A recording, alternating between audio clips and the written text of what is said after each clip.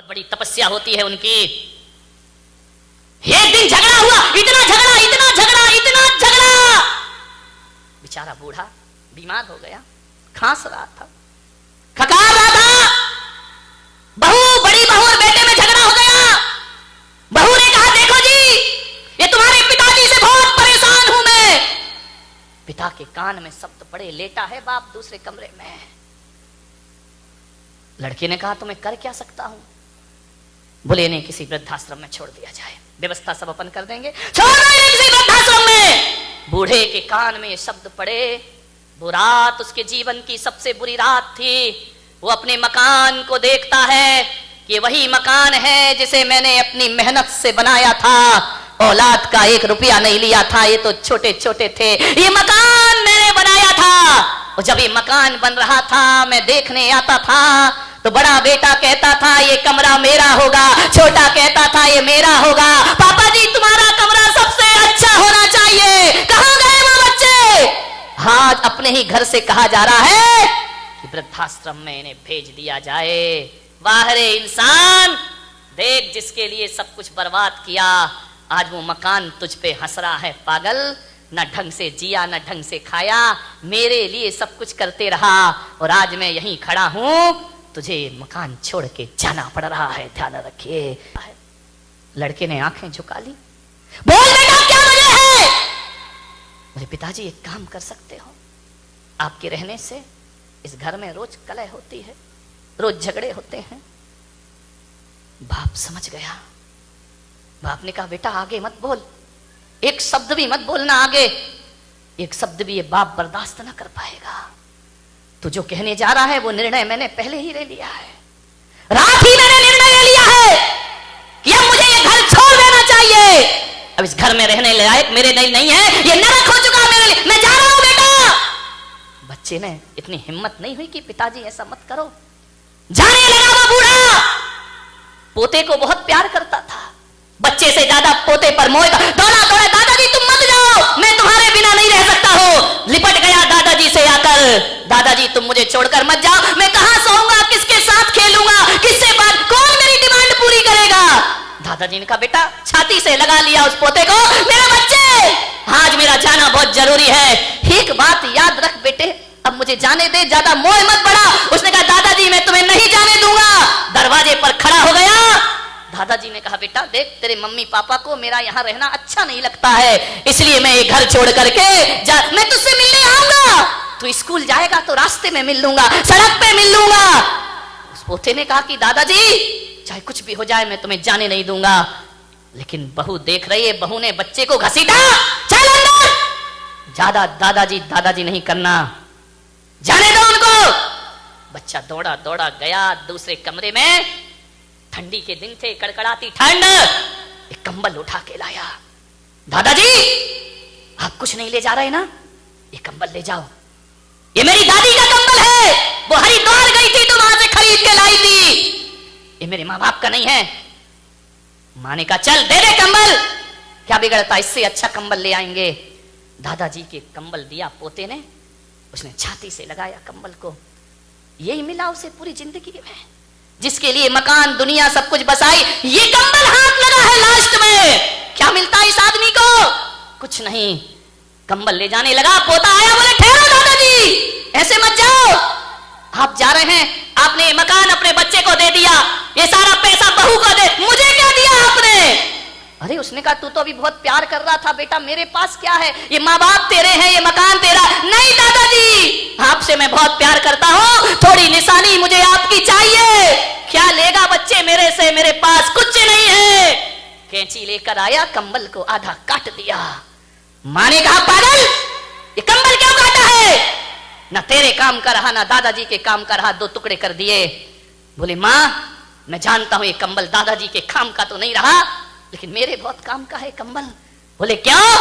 बोले जैसे आप दादाजी को घर से निकाल रहे हो, और बड़ा होकर जब मैं तुम्हें निकालूंगा तो आधा कंबल तुम्हारे बहुत काम आएगा जिंदगी में, ध्यान रखना।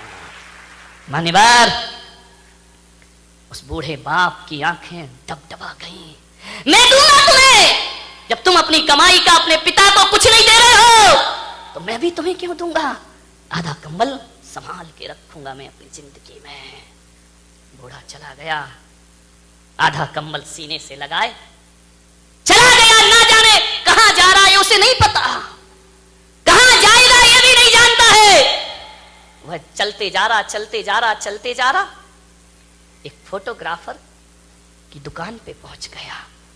उसने देखा, ना जाने क्या सूझी बुढ़ापे में उसको, कंबल दबाए हुए सीढ़ियां चढ़ गया। फोटोग्राफर से बोला कि बेटा मेरी एक फोटो खींच सकता है? उसने कहा दादाजी को क्या हो गया, फोटो खींच दे। आंखों में कीचड़, टूटा हुआ चश्मा, फटा हुआ कंबल। उसने कहा दादाजी खींचूंगा मैं फोटो, आइए बैठिए। उसको बिठाया। फोटोग्राफर ने रुमाल से दादाजी का मुंह साफ किया। इतनी जोर से बूढ़े ने उसके हाथ पकड़े कि बेटा जिसकी गंदगी बचपन में साफ की, उन बच्चों ने मेरा मुंह ना पोंछा। एक बात याद रखना बारामती वालों, ये कभी कभी जो प्यार अपनों से नहीं मिलता वो पड़ोस में प्राप्त हो जाया करता है। उसने कीचड़ पोंछा, चश्मा सही किया।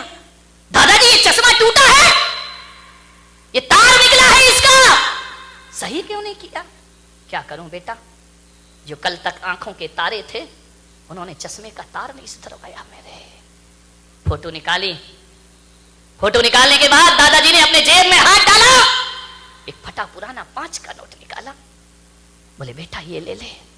उसने कहा नहीं पिताजी, दादाजी अब पैसे नहीं चाहिए मुझे, मैं आपकी फोटो जरूर बना कर दूंगा। बोले मेरे पास कुछ नहीं बेटा, केवल ये फटा 5 का नोट है, तू रख, तेरे बहुत काम आएगा। उसने कहा नहीं दादाजी मुझे नहीं चाहिए। बोले रख ले बेटा रख ले। बोले मुझे नहीं चाहिए। तो बूढ़े ने कहा अपनी नहीं तो मेरी खुशी के लिए रख ले। दादाजी आपको ये 5 रुपया देने में खुशी मिलेगी? उसने कहा लाओ मुझे दे दो। उसने 5 का नोट देखा, फटा सा था।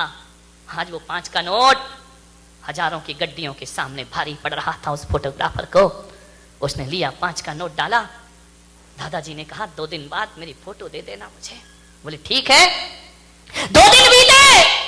2 दिन बाद 2 लड़के पहुंचे फोटोग्राफर के पास।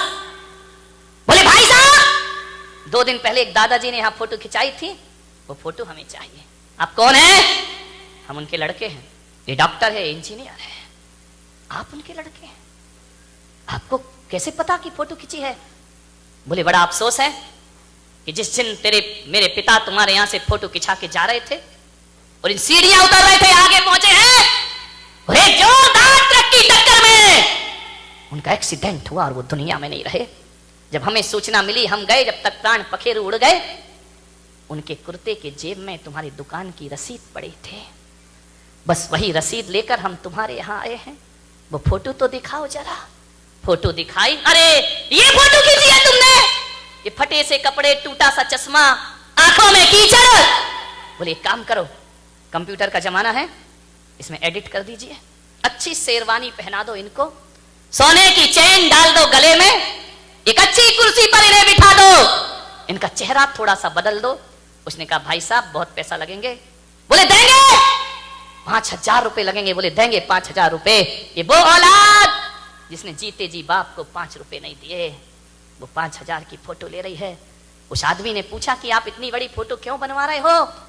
बोले परसों हमें इनका उठावना करना है, इस समाज में हमारी इज्जत का सवाल है, ध्यान रखिए। हम उनकी ऐसी फोटो नहीं लगा सकते हैं, हमारा भी स्टेटस है, हमारा भी स्टैंडर्ड है। सारी समाज हमारे यहाँ आएगी, जितनी सुंदर फोटो बना सको फोटो बना दीजिए। कल सारे लोग श्रद्धांजलि सभा में उपस्थित होंगे। ये है माँ बाप का सम्मान। फोटोओं पर फूल चढ़ाने वालों, जीते जी तो शब्द प्यार से नहीं बोलते हो। कैसी औलाद है कि जीते जी बाप के लिए नए कपड़े नहीं आते, मर जाए तो नया कफन खरीदने दौड़ते हो। ध्यान रखिए मेरे भाई, आपसे निवेदन है, लाशों पर फूल मत चढ़ाना कोई बात नहीं है। जीते जी बाप से फूल जैसी बातें जरूर किया करो, तुम्हारा जीवन सार्थक होगा। ये संस्कृति होना चाहिए भारत की। मेरे सानिध्य में मुझे बड़ा दुख है कि मैं संत होकर मुझे एक वृद्धाश्रम बनाना पड़ा जहां बुजुर्ग लोग रहा करते हैं।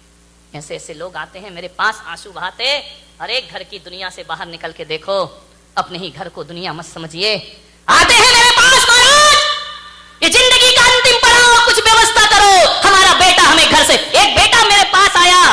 अपने माँ को लेकर, महाराज आपका वृद्धाश्रम बना है, आपका वात्सल्य धाम बना है, मेरी माँ को वहां रख दीजिए। मैंने कहा शर्म आना चाहिए तुझे, एक बेटा कह रहा है कि वृद्धाश्रम में रख दो। मान्यवर, मैंने उससे कहा तुझे तो चुल्लू भर पानी में डूब के मर जाना चाहिए। जिस माँ ने कोख में रखा तू घर में नहीं रख सकता है, वापिस लेके जा इस माँ को। बोले आपने क्यों बनाया वृद्धाश्रम? मैंने कहा मैंने इसलिए नहीं बनाया कि कोई औलाद अपने बाप को मेरे पास भेजे, नहीं भाई, ये तो मेरे लिए सबसे बड़ा पाप हो जाएगा। और मैं बारामती में कह रहा हूं पुलक सागर, इस देश से वृद्धाश्रम की परंपरा खत्म होना चाहिए, समाप्त होना चाहिए। एक भी वृद्धाश्रम इस देश में नहीं होना चाहिए, एक भी ओल्ड हाउस इस देश में नहीं होना चाहिए। ये बदनुमा दाग है भारतीय संस्कृति पर। लाल किला शान हो सकता है, कुतुब मीनार शान हो सकती है, ध्यान रखना, ताजमहल शान हो सकता है देश की, लेकिन वृद्धाश्रम देश की शान नहीं है। ये भारतीय संस्कृति पर मारा हुआ तमाचा हुआ करता है। एक बेटा माँ बाप को वृद्धाश्रम में रखता है। मैंने उसे 1 घंटे समझाया, बेटा माँ को मत निकाल अपने घर से। 1 घंटे मैंने उसे समझाइश दी, वो अपनी माँ को वापस ले गया। ध्यान रखिए मान्यवर, मैं एक भावना रखता हूं, मेरा और हम जैसे संतों का जीना सार्थक हो जाएगा जब वृद्धाश्रम रातों रात खाली हो जाएगा। मेरे भाई, हर बेटा अपने माँ बाप को अपने घर ले जाए। कौन सी शान है ये? मैंने बनाया है इसलिए बनाया कि उन बुजुर्गों को सहारा दूं जिनके औलाद नहीं है। ध्यान रखिए, औलाद होने के बाद माँ बाप हमारे पास आए शरण में, बेकार की जिंदगी है ये, ध्यान रखिए। आपसे निवेदन है, एक बूढ़ी माँ जिसने औलाद को पढ़ाया लिखाया, लेकिन वो औलाद उस बदमाश से नफरत करती थी। धिक्कार है वो औलाद जो मां से नफरत करती है, पिता से नफरत करती है। यही नफरत थी उसे बस। वो कहता था मां तू मेरे सामने मत आया कर, तू मनहूस है, मैं तेरा चेहरा देखना पसंद नहीं करता हूं। मां रो लेती चुपके चुपके, पाल पोस के बड़ा किया, पढ़ाया लिखाया। औलाद कह रही हम तेरा चेहरा देखना नहीं चाहते, तू हमारे सामने मत आया कर। मां आती, माँ की ममता थी बेचारी, क्या करे, स्कूल जाती, टिफिन देने जाती, बच्चे का भोजन देने जाती। बच्चे से कोई पूछता कि ये बुढ़िया कौन है, तो मालूम है वो ऐसी औलाद, ऐसी कायर औलाद जो अपने दोस्तों को कहता कि नौकरानी है जो हमारे घर से हमें टिफिन ला के देती है। माँ जब सुनती तो सीना छलनी हो जाता उसका, ये नौकरानी है, काम वाली है, घर में आके झगड़ा करता, तू टिफिन लेके मत आया कर मेरे स्कूल में, मुझे बहुत नफरत है तुझसे। ऐसी औलाद जिसके लिए ईश्वर के सामने हाथ फैलाए, आज वही ईश्वर का वरदान उसे अभिशाप लग रहा है। औलाद पसंद नहीं करती है। एक बात ध्यान रखना, मां कैसी भी हो, मां तो मां होती है मेरे भाई। मां काली हो, मां गोरी हो, मां बदसूरत हो, एक बात ध्यान रखना, मां की सूरत नहीं देखी जाती, मां का दिल देखा जाता है मेरे भाई दुनिया में। इसलिए नफरत थी उसे कि उस मां की एक आंख नहीं थी। तू कानी है, मेरे सामने मत आया कर। मां रो लेती चुपके चुपके। बाहर गया पढ़ने बेटा, पढ़ाया लिखाया। एक दिन पढ़ने लिखने के बाद जब बेटा को खबर मिली कि मां अकेली है गांव में, गांव के लोग कहते कि अरे मूर्ख, जिसने झाड़ू पोंछा करके तुझे पढ़ाया उस मां के प्रति तुझे कुछ भी नहीं करता। उस बच्चे ने एक चिट्ठी लिखी मां को कि मां तू गांव के वृद्धाश्रम में चली जा, मैं तो तुझे पसंद करता नहीं, तू मेरे सामने कभी आना मत, वृद्धाश्रम में रह, और तूने मेरे लिए जो एहसान किए है ना, 500 रुपए महीने भेजूंगा वृद्धाश्रम में, वहीं अपनी जिंदगी गुजार लेना। कहते हैं उस लाचार मां को वृद्धाश्रम में रख दिया गया। अपना घर, अरे अपना घर अपना ना हुआ, इसको अपना घर लिखा जाता है। चली गई, बहुत दिन रही। रात दिन मां की ममता भी ऐसी ममता है कि पूत कपूत भी हो तो उसके लिए मरती रहती है। अंतिम समय आया मां का, मां ने वृद्धाश्रम वालों से कहा कि भाई साहब एक काम कर दो, मैं जानती हूं मेरा बेटा नहीं आएगा। 2.5 साल रही मां वृद्धाश्रम में, मरने से पहले एक बार मेरे बेटे का चेहरा दिखा दो। वृद्धाश्रम के इंचार्ज ने कहा तू पागल हो गई क्या, 2.5 साल में जिसने पलट के नहीं देखा, तू भगवान को याद कर। क्या करूं भाई साहब, याद भगवान को करती हूं लेकिन बेटा दिखता है, बेटे का चेहरा दिखता है। मरने से पहले एक बार फोन लगा दो मेरे बच्चे को, मैं अंतिम जिंदगी जी रही हूं, मुझसे एक बार मैं उसे देख लूं बस, मुझे मालूम है वो मुझसे नफरत करता है। फोन लगाया इंचार्ज ने कि भाई साहब आपकी माँ बहुत बीमार है, आ जाओ। उसने कहा देखो जो भी जरूरत हो पूरी कर देना, मेरे पास टाइम नहीं है। नहीं आया, समय बीता। एक दिन उसके मन में ना जाने क्या जगा कि चलो गांव चलते हैं। गांव आया, घर में ताला डला है, झोपड़ी जैसा घर। पूछा गांव वालों से, आई वो कानी बुढ़िया रहती थी कहां है? बोले वो तो वृद्धाश्रम में। गया वृद्धाश्रम, इंचार्ज से मिला। वो यहां एक कानी बुढ़िया थी, तुम कौन हो? दुर्भाग्य से मैं उसका बेटा हूं। उससे कहो कि बेटा मिलने आया है। इंचार्ज ने कहा तेरा दुर्भाग्य नहीं, उस मां का दुर्भाग्य है कि तेरी जैसी औलाद पैदा हुई है उसको।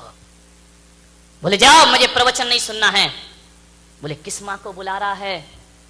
वो मां अब इस दुनिया में नहीं है। नहीं है? हमने तुम्हें फोन किया था ना, तुम नहीं आए, वो दुनिया से चली गई। हाँ लेकिन ठहरो, जाते जाते एक चिट्ठी देके गई है।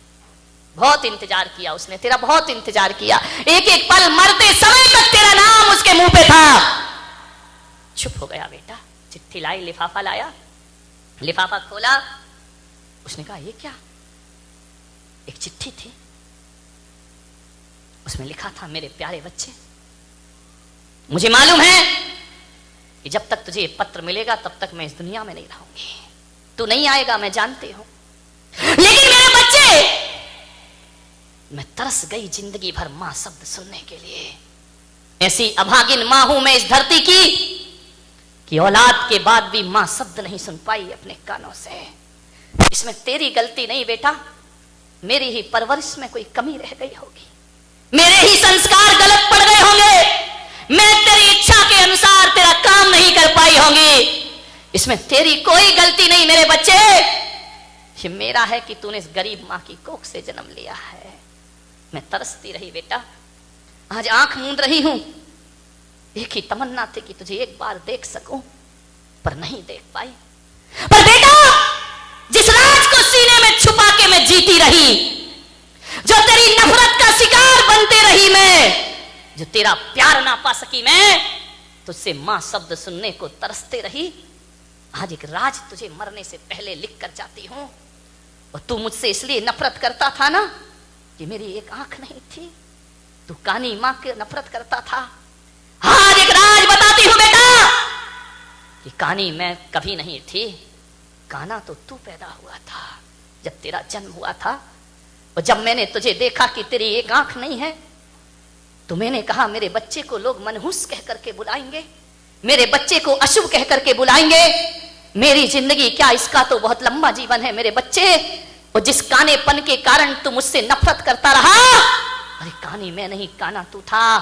मैंने बचपन में अपनी एक आंख निकाल कर तेरी आंख में लगवाई थी, वो मां हूं मैंने कानी होने का अभिशाप झेला, हकीकत में तो काना तू था। मां वो होती है भाई साहब जो अपनी आंख अपने बच्चों को दे दिया करती है। और जब ये पत्र पढ़ा उस बच्चे ने कि जो आंख मेरी आंख में है वो मेरी मां की आंख है, जेरों तले जमीन खिसक गई, दिल दहल गया, मां तू कहां चली गई? जीते जी मां का कीमत समझ में नहीं, अब मां की कीमत समझ। मां मां कह करके रोया, घुटने टेक करके बैठ गया, आकाश में हाथ फैलाकर, ऐ परमात्मा कैसा भी उपाय कर मेरी मां मुझे वापिस लौटा दे। ऐसी होती है मां जो सब कुछ बलिदान कर देती है। उस मां ने पत्र में लिखा, मेरे बच्चे तू 500 रुपए महीने मुझे भेजता रहा, 2.5 साल में ये 15,000 रुपए हो गए हैं, मैंने 1 रुपया खर्च नहीं किया, मुझे जरूरत नहीं पड़ी, खाने की जरूरत तो मुझे वृद्धाश्रम के लोगों ने व्यवस्था दे दी, कपड़े पहनाए, दवाई की। बेटा जो तू नहीं कर पाया वो वृद्धाश्रम के लोगों ने मेरे साथ किया, 1 भी रुपया मुझे खर्च नहीं करने दिया। हाँ ये 1500 रुपए मैं लिफाफे में छोड़कर जा रही हूं बेटा, इसे तू रख लेना अपने पास। मैं इसलिए दे रही हूं कि मैं तो किस्मत वाली थी कि मेरा बेटा मुझे 500 रुपए महीने भेजता रहा, कल तेरी औलाद ने वृद्धाश्रम में 500 रुपए ना भेजे, तेरी मां के 15,000 तेरे बहुत काम आएंगे, इन्हें संभाल करके रखना, अपनी जिंदगी में ध्यान रखिए। ये 15,000 इस अभागिन के पास इनके अलावा कोई विरासत नहीं है। आज मैं यही वसीयत, तेरी वसीयत तुझे लिख करके जा रही हूं। ये 15,000 तू संभाल के रखना, क्योंकि समय बदलेगा, तेरी औलाद भी तुझे वृद्धाश्रम में जरूर डालेगी। ध्यान रखिए मान्यवर, बात बड़ी संवेदनशील है। अश्क में भीगी हुई मुस्कान का हम क्या करेंगे? अश्क में भीगी हुई मुस्कान का हम क्या करेंगे? छल फरेबों में मिले सम्मान का हम क्या करेंगे? काम जो औलाद ही माँ बाप के ना आ सकी, तो फिर पूजते मंदिरों में भगवान का हम क्या करेंगे? ध्यान रखिए, कुछ नहीं चाहिए माँ बाप को, प्रेम चाहिए, प्रेम।